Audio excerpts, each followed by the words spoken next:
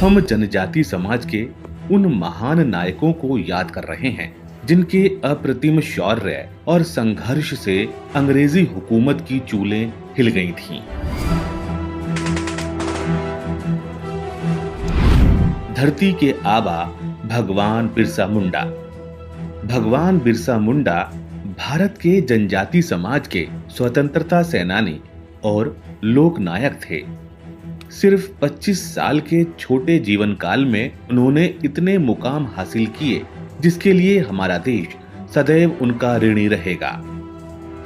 1895 में बिरसा मुंडा ने अंग्रेजों की लागू की गई जमींदारी प्रथा और राजस्व व्यवस्था के खिलाफ विद्रोह किया। साथ ही उल गुलान यानी जल जंगल जमीन पर दावेदारी की अलख जगाई।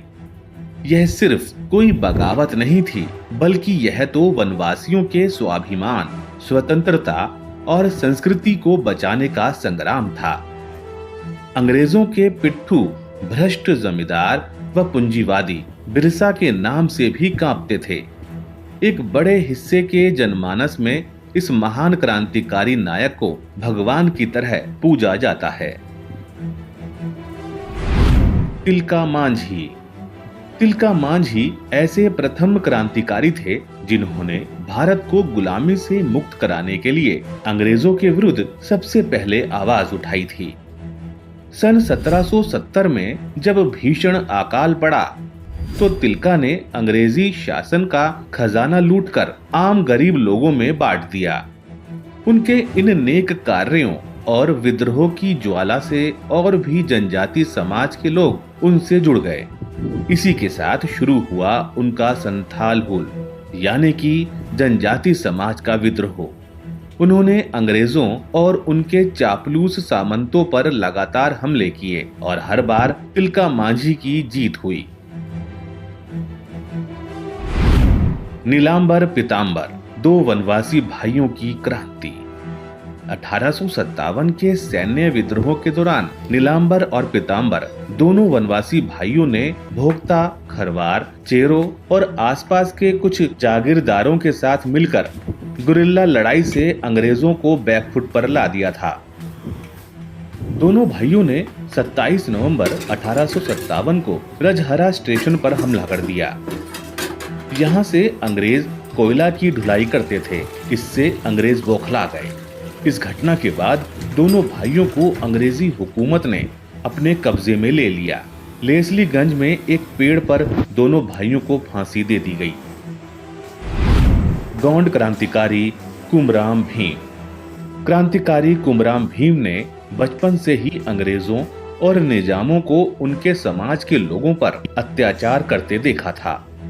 कुमराम का एक ही सूत्र था, जल, जंगल और जमीन, अर्थात जो जंगल में रहते हैं उनका जंगल पर अधिकार है। उन्होंने समाज में अन्याय के लिए निजाम के शासन के विरुद्ध सशस्त्र संघर्ष किया। साथ ही जनजाति युवकों की एक सेना बनाकर निजाम शासन के नियम कानून और औपनिवेशिक सत्ता को ललकारा। 10 से अधिक वर्षों तक कुमराम ने निजाम के खिलाफ संघर्ष किया। रानी गाइदिन्ल्यू, स्वतंत्रता संग्राम में पूर्वोत्तर की प्रतिनिधि योद्धा। मात्र 13 वर्ष की आयु में अंग्रेजों के खिलाफ संघर्ष शुरू करने वाली नागालैंड की महानायिका रानी गाइदिन्ल्यू एकमात्र ऐसी स्वतंत्रता सेनानी रहीं जिन्होंने सबसे लंबे समय तक कारावास की सजा काटी, जिसके परिणाम स्वरूप उन्हें 16 वर्ष की उम्र में आजीवन कारावास की सजा सुनाई गई। अगले 14 वर्ष गाइदिन्ल्यू ने जेल में बिताए। 1930 के आसपास एक बार जवाहरलाल नेहरू जब उन्हें मिलने आए तो उन्होंने जेल से उनकी मुक्ति का आदेश दिया। उन्होंने गाइदिन्ल्यू को रानी की उपाधि दी और पहाड़ों की बेटी के रूप में संबोधित किया। जनजाति समाज ने देश को अनेक स्वतंत्रता संग्राम सेनानी दिए, जिनमें मणिपुर के जादूनांग, आंध्र प्रदेश के अल्लूरी सीताराम राजू, बिहार झारखंड के सीदो कान्हू, बुद्धू भगत और जतरा भगत, महाराष्ट्र के वीर राघोजी भांगरे, तेलंगाना के वीर रामजी गोंड, मलकानगिरी के गांधी लक्ष्मण नायक और असम के शंभुधन फंगलोसा पर किसे गर्व नहीं होगा। भगवान बिरसा मुंडा इन सब के सिरमौर हैं।